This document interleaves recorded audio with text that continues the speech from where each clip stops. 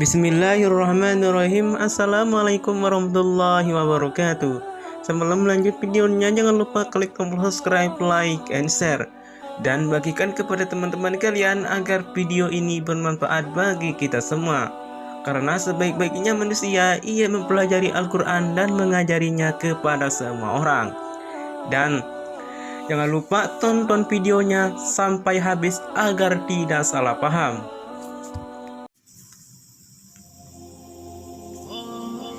Ibadahnya biasa saja, tapi dia calon penghuni surga. Ini amalannya.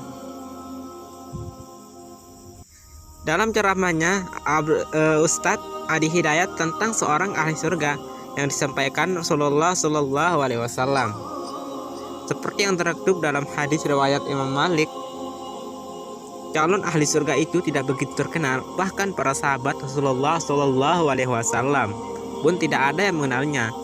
Ibadahnya pun biasa-biasa saja. Dalam satu kesempatan di dalam Masjid Nabawi, Rasulullah Shallallahu Alaihi Wasallam berkata kepada para sahabat, akan datang kepada kalian sekarang ini seorang ahli penghuni surga. Ucapan Rasulullah Shallallahu Alaihi Wasallam ini tentu saja membuat penasaran. Para sahabat bertanya-tanya, siapa gerangan sang penghuni surga itu? Apakah dia salah satu sahabat yang paling rajin salatnya, atau yang paling rajin puasanya, atau paling banyak sedekahnya, atau mungkin tak pernah absen dalam jihad? Tak lama-lama para sahabat pun melihat seorang laki-laki Ansor dengan wajah basah, air wudhu menetes dari janggutnya, tangannya menjinjing sepasang sandal jepit. Tak ada yang spesial secara fisik dari laki-laki itu. Lalu para sahabat pun bertanya-tanya alasan apa yang membuat laki-laki tersebut menjadi penghuni surga. Tentu saja itu derajat tinggi yang sangat diinginkan setiap muslim. Apalagi para sahabat Rasul, mereka semua menginginkan jaminan surga. Sampai keesokan harinya, belum terjawab juga rasa penasaran para sahabat. Rasulullah Shallallahu Alaihi Wasallam mengucapkan hal sama, akan datang kepada kalian seorang laki-laki penghuni surga.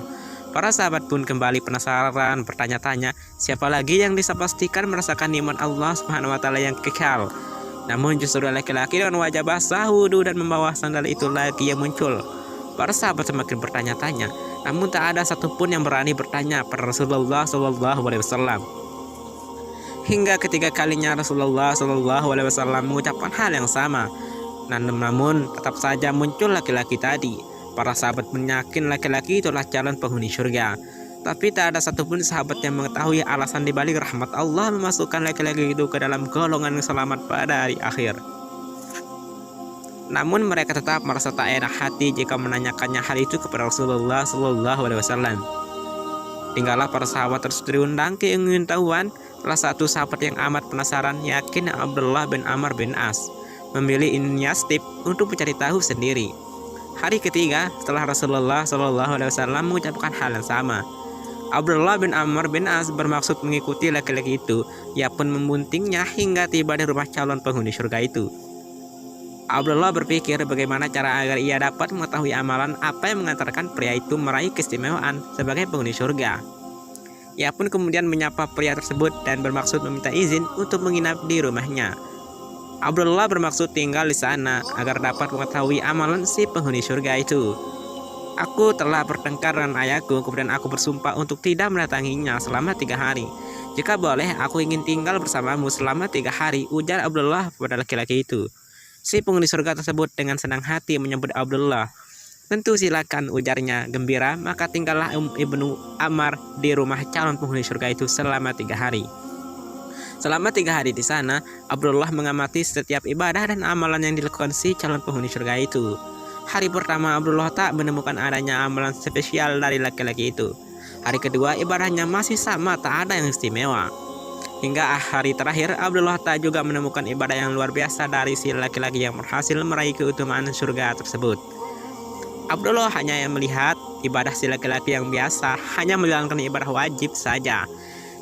Di sepertiga malam pria itu tak pernah bangun sholat tahajud. Meski Abdullah bin Amr selalu mendengar laki-laki itu berzikir dan bertakbir acap kali, terjaga dari tidur pria itu baru bangun saat waktu sholat subuh tiba. Luput dari salat malam, pria penghuni surga itu pun tak menjalankan puasa sunnah. Namun Abdullah juga tak pernah mendengar pria itu berbicara kecuali ucapan yang baik. 3 hari terlewat tanpa menemukan jawaban apapun. Bahkan hampir saja Abdullah meremehkan amalan si penghuni surga itu jika tak mendapat jawaban sebelum pamit.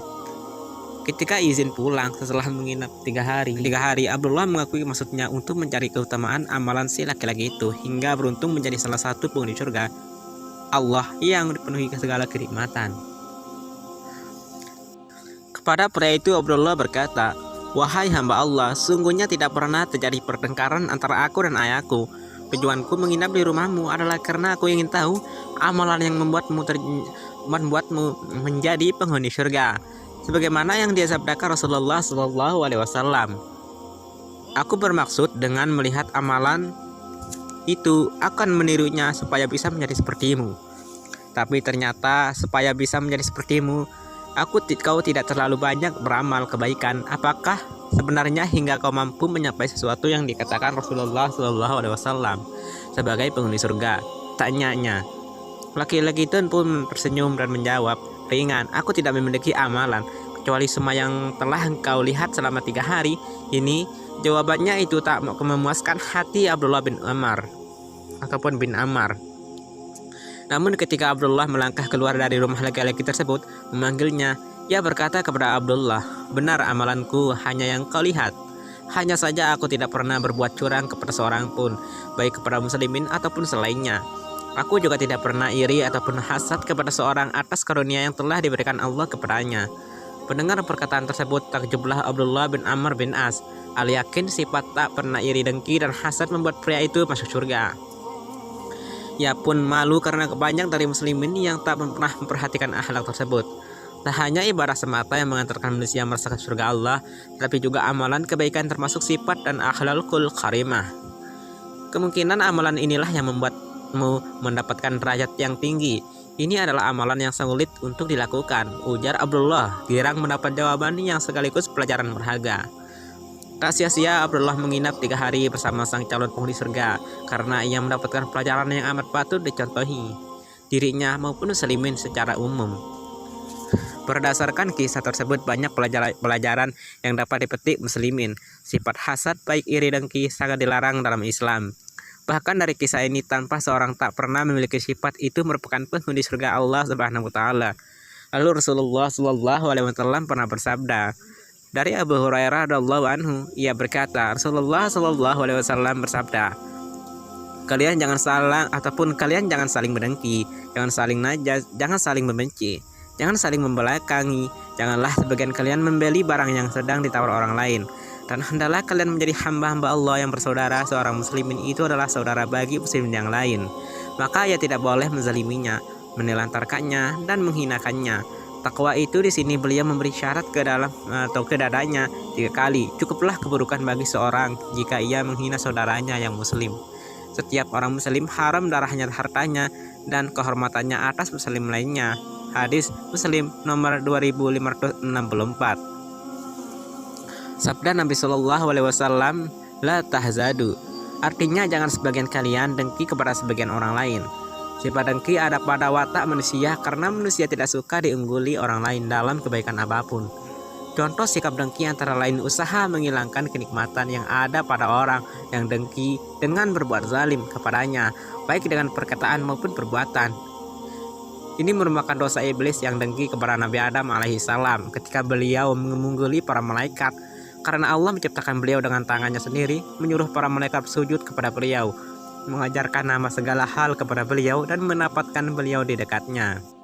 Iblis tidak berhenti-hentinya berusaha mengeluarkan Nabi Adam alaihissalam dari surga hingga akhirnya beliau dikeluarkan darinya. Sifat dengki seperti inilah yang melekat pada orang-orang Yahudi. Allah Subhanahu wa taala menjelaskan dalam banyak ayat-ayat Al-Quran tentang hal itu, seperti firman-Nya, banyak di antara ahli kitab yang ingin sekiranya mereka dapat mengembalikan kamu setelah kamu beriman menjadi kafir kembali, karena rasa dengki dalam hati mereka adalah kebenaran jelas bagi mereka. Al-Baqarah ayat 2 sampai 150. Atau firman Allah Subhanahu wa taala, ataukah mereka dengki kepada manusia Muhammad karena karunia yang telah diberikan Allah kepadanya?